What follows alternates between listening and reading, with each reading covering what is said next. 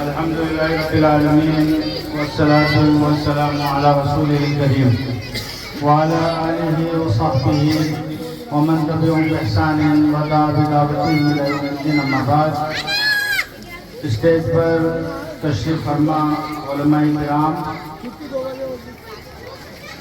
خصوصاً مولانا مینار صاحب، مفتی عاصم اختر صاحب، مولانا اختر صاحب اور دیگر علماء کرام، ہمارے دینی و ایمانی بھائیوں اور میری ماؤں بہنوں، آج کی اس مجلس میں جو آپ کے سامنے پروگرام پیش کیے گئے، تو یہ سلسلہ کہاں سے شروع ہوا اور کہاں تک پہنچا، اس تعلق سے میں نے چند صدریں تحریر کی ہیں، وہ انشاءاللہ آپ کے سامنے پیش کرنے کی تصارف کر رہا ہوں. خواتین کے مدارس کی زرعی تاریخ. وجود زن سے ہے تصویر کائنات میں رنگ، اسی کے ساز سے ہے زندگی کا سوز درون. شرف میں بلکہ سریا سے مشک خاک اس کی، کہ ہر شرف ہے اسی درج کا در مکنون. مکالمات فلاطون نہ لکھ سکی لیکن اسی کے شعلے سے ٹوٹا شرار افلاطون. حضرات، اگر ہم عہد نبوی اور اسلامی تاریخ پر نظر ڈالتے ہیں تو ہمیں معلوم ہوتا ہے کہ خواتین کی اسلامی و دینی تعلیم و تربیت کا یہ سلسلہ دور حاضر کی پیداوار نہیں ہے، بلکہ ہمیں معتبر روایات سے علم ہوتا ہے کہ حضور اکرم صلی اللہ علیہ وسلم کے دور میں آپ صلی اللہ علیہ وسلم سے صحابیات نے درخواست کی تھی، جس کی بنا پر ایک دن مخصوص آپ صلی اللہ علیہ وسلم نے ان کے لیے کر دیا تھا. صحابیات جمع ہوتی تھیں اور نبی اکرم صلی اللہ علیہ وسلم سے دین سیکھا کرتی تھیں. امام بخاری رحمۃ اللہ علیہ نے اپنی صحیح بخاری میں ایک باب باندھا ہے، باب هل يجعل للنساء يوم على حدة في العلم، حدیث نمبر 101. حدثنا آدم قال حدثنا شعبة قال حدثني ابن الأصبهاني قال سمعت أبا صالح ذكوان يحدث عن أبي سعيد الخدري رضي الله عنه قالت النساء للنبي صلى الله عليه وسلم غلبنا عليك الرجال فاجعل لنا يوما من نفسك، فوعدهن يوما لقيهن فيه فوعدهن وأمرهن، فكان فيما قال لهن ما منكن امرأة تقدم ثلاثة من ولدها إلا كان لها حجابا من النار. فقالت امرأة واثنين، فقال واثنين. صحابیات کے علمی ذوق و شوق اور بلند ہمتی کا اندازہ اس سے لگایا جا سکتا ہے کہ حضرت عائشہ صدیقہ رضی اللہ تعالی عنہا کا شمار ان صحابہ کرام میں ہوا کرتا تھا جن سے کثرت سے فتاوی منقول ہے. یقول ابن القیم الجوزیہ فی کتابہ اعلام الموقعین عن رب العالمین عن فضیلت ام المؤمنین عائشہ رضی اللہ عنہا معدا ایاہا من ائمۃ الصحابہ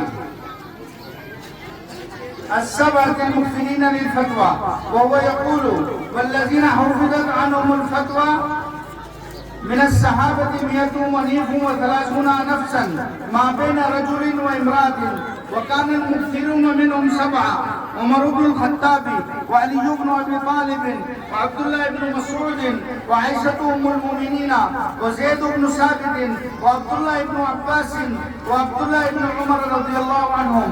صفحہ نمبر 19 و 20. حضرات، ایک طرف عہد نبوی میں تعلیم و تعلم کا یہ معاملہ تھا، تو ساتھ ہی ہمیں یہ بھی نظر آتا ہے کہ صحابیات نے اپنے بلند اخلاق، علم و حکمت اور دانائی کا بارہا ثبوت پیش کیا. ایک طرف ہم نے دیکھا کہ حضرت خدیجہ رضی اللہ عنہا کس طرح آپ صلی اللہ علیہ وسلم کی تسلی کا سامان فراہم کیا کرتی تھیں کہ اللہ تعالیٰ آپ کو ضائع نہیں ہونے دیں گے. حدیث شریف کے الفاظ ہیں کلا واللہ ما یخزیک اللہ ابدا انک لتصل الرحم وتحمل الکل وتکسب المعدوم وتقری الضیف وتعین علی نوائب الحق، رواہ البخاری. دوسری طرف حضرت فاطمہ بنت خطاب حضرت عمر ابن خطاب کے ایمان قبول کرنے کی راہیں ہموار کر رہی ہیں، تو ام حکیم اپنی حکمت اور دانشمندی سے اپنے شوہر کو دربار نبوت سے معافی دلوا رہی ہیں. اسی طرح ام سلیم اولاد کی تربیت اس انداز میں فرما رہی ہیں کہ اللہ کے رسول علیہ السلام کے خادم خاص ہونے کا شرف حاصل ہو رہا ہے. ادھر ابو طلحہ سے حق مہر میں قبول اسلام کا مطالبہ کر رہی ہیں.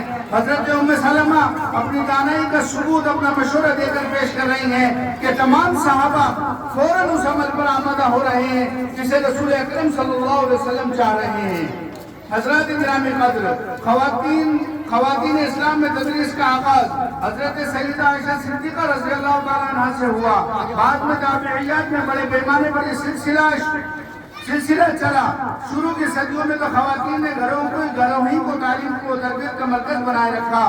اس دوران خواتین کے علاوہ مرد علماء، فقہاء اور صلاح بھی ان سے علمی فیض حاصل کرتے تھے.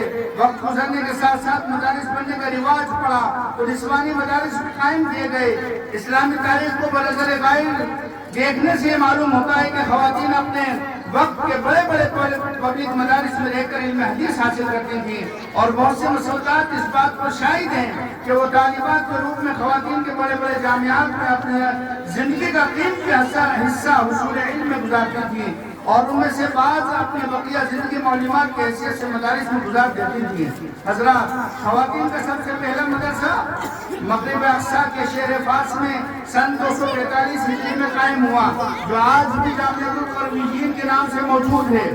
ایک عابدہ زاہدہ نیک خاتون ام البنین حضرت فاطمہ بنت محمد بن عبداللہ فہریہ نے تعمیر کروایا. جامعۃ القرویین بمدینہ فاس بالمغرب یہ اقدم جامعۃ انشئت فی تاریخ العالم واقدمها على الاطلاق. قامت ببنائها السیدة فاطمة بنت محمد الفہری القیروانی نسبتاً بمدینہ القیروان عام 245 من الہجرہ. حضرات، اسی طرح ان کی بہن مریم بنت عبداللہ فہریہ نے اسی سال ایک مسجد تعمیر کی. بعد میں یہ مسجد جامع روملوس کے نام سے مشہور ہوئی. اس میں صدیوں تک علوم الفنون پڑھائے جاتے رہے، پھر اسے جامعۃ القرویین ہی کی ایک شاخ بنا دیا گیا. حضرات، خطیب بغدادی کی کتاب الکفایہ فی علم روایہ پر بہت سے نوٹ سے پتہ چلتا ہے کہ نعیمہ بنت علی اور ام احمد زینب بنت المکی اور بہت سی دوسری خواتین نے اپنے وقت کے بڑے مدارس جیسے مدرسہ جزیہ میں رہ کر اپنی پوری زندگی علم حدیث کی خدمت میں گزار دی. اسی طرح مختلف اوقات میں درج ذیل خواتین اپنے علم اور علم دوستی اور علم شوق کے لیے مشہور ہوئیں. بی بی مریم اندلوسیہ نے درسگاہ قائم کی تو فخر النساء ایک اہد پایہ محدثہ اور کاتبہ تھی. اندلس کی عالمہ فاضلہ فاطمہ بنت محمد نے اپنا بہت بڑا مدرسہ کھولا جس میں عورتوں کو ہر قسم کی تعلیم دی جاتی تھی. غرض یہ کہ ایک طویل داستان ہے ان بلند ہمت خواتین کی، جس سے ثابت ہوتا ہے کہ عہد نبی علیہ الف تحیت و سلام سے لے کر ہر دور میں دختران قوم و ملت و خواتین کی تعلیم کی فکر کی جاتی رہی ہے. ناصبہ سی ہوگی اگر ان باحوصلہ ماؤں کا ذکر کیا جائے جن کے فیض صحبت اور اعلیٰ تربیتی نظام نے امت کو وہ اولیاء اور صلحاء عطا کیے جو لاکھوں لوگوں کی ہدایت کا سامان بنے. حضرت بایزید بستامی رحمۃ اللہ علیہ، امام غزالی رحمۃ اللہ علیہ، شیخ عبد القادر جیلانی رحمۃ اللہ علیہ، حضرت خواجہ معین الدین چشتی رحمۃ اللہ علیہ، حضرت خواجہ نظام الدین اولیاء رحمۃ اللہ علیہ، اور آخری دور میں حضرت مولانا محمد الیاس کامل رحمۃ اللہ علیہ اور حضرت مولانا سید ابو الحسن علی حسین ندوی رحمۃ اللہ علیہ. ان تمام عظیم الشان شخصیات کے کردار کی تعمیر میں انہی باحوصلہ اور نیک ماؤں کا کارنامہ ہے جن کے خلوص الہیت اور تقوی اور پرہیزگاری نے ملت کو سرمایہ عطا کیا. ہزاروں سال نرگس اپنی بے نوری پر ہوتی ہے، ہزاروں سال نرگس اپنی بے نوری پر ہوتی ہے، بڑی مشکل سے ہوتا ہے چمن میں دید اور پیدا. حضرات، اس مختصر تمہید کے بعد جس کا مقصد یہ ظاہر کرنا تھا کہ ہر زمانے اور ہر دور میں خواتین کی تعلیم و تربیت کی فکر ہوتی رہی ہے. اسی سلسلے کی ذری سلسلے کی ایک گھڑی وہ ادارہ ہے جس میں آپ اور ہم سب جمع ہیں. مدرسہ فاطمۃ الزہرا للبنات، اسی طرح مدرسہ تعلیم القرآن ہنگران اور شہر ٹوک کا مشہور و معروف ادارہ مرکز الامین الاسلامی للبنات جس کا قیام سن 2008 عیسوی میں حضرت مولانا سید عبداللہ حسن ندوی رحمۃ اللہ علیہ کے زیر سرپرستی ہوا تاکہ بچیاں دینی تعلیم سے آراستہ ہو سکیں. کیونکہ یہ ایک حقیقت ہے کہ جس علم کی تاثیر سے زن ہوتی ہے نا زن کہتے ہیں، اسی علم کو ارباب نظر موت بیگانہ رہے دین سے اگر مدرسہ زن ہے عشق و محبت کے لیے علم و ہنر موت حضرات لہذا ایسے مدارس کا قیام بے انتہا ضروری ہے جہاں قوم و ملت کی بچیاں دین سیکھ سکیں. خدا کا فضل ہے کہ صوبہ راجستھان کے مختلف اضلاع کی طالبات یہاں آ کر زیور تعلیم سے آراستہ ہو رہی ہیں اور ایک بڑی تعداد ایسی طالبات کی ہے جن کے سرپرستوں پر یہ بات روز روشن کی طرح یہاں ہو چکی ہے. اور یہ اہل کلیسا کا نظام تعلیم ایک سازش ہے فقط دین و مروت کے خلاف. اسی لیے اپنے نقل جگر اور دختر نیک اختر کے لیے ایسی تربیت گاہوں کے متلاشی رہتے ہیں جہاں وہ اہل کلیسا کے نظام تعلیم کے آلودگیوں سے محفوظ رہ سکیں. نہ کہیں جہاں میں اما ملی جو اما ملی تو کہاں ملی میرے جرم خانہ خراب کو تیرے عفو بندہ نواز میں. ان روشن خیال والدین کو یہ معلوم ہو چلا تھا کہ مدرسہ سب سے بڑی کارگاہ ہے جہاں عالمگیری و مردم سازی کا کام ہوتا ہے جہاں دین کے داعی اور اسلام کے سپاہی تیار ہوتے ہیں. مدرسہ عالم اسلام کا پاور ہاؤس ہے جہاں سے اسلامی آبادی بلکہ انسانی آبادی میں بجلیاں تقسیم ہوتی ہیں. مدرسہ وہ کارخانہ ہے جہاں قلب و نگاہ اور ذہن و دماغ ڈھلتے ہیں. یہ مدرسہ ہے تیرا میں قدر نہیں ساقی یہاں کی خاک سے انسان بنائے جاتے ہیں. ہم نے اپنا دینی و اخلاقی فریضہ سمجھتے ہوئے اس سہرا راجستھان کے شہر ٹونک میں نور کے منارے روشن کر دیے. جس ٹونک کے بارے میں کہنا غلط نہ ہوگا ننگے نا امید اقبال اپنی کشکش ویراں سے ذرا نہ موتی مٹی کو سرخیز ہے ساقی ہم کب تک اندھیروں کو کوستے رہیں گے. مجھے احمد فراز کا شعر بار بار یاد آتا ہے کہ شکوے ظلمت شب سے تو کہیں بہتر تھا شکوے ظلمت شب سے تو کہیں بہتر تھا. اپنے حصے کی کوئی شمع جلا کے جا کے شمع روشن ہو چکی ہے. بس اب تو درخواست اس لیے کہ اس کی رو مطمئن نہ پڑے اور پورے آفتاب کے ساتھ روشن رہے. اب خزاں اپنے مقدر میں ہے ہی نہیں ہم نے ماحول بنایا ہے بہاروں کے لیے اور اجالے اپنی یادوں کے ہمارے ساتھ رہنے دو. نہ جانے کس گلی میں زندگی کی شام ہو جائے. وآخر دعوانا الحمدللہ رب العالمین.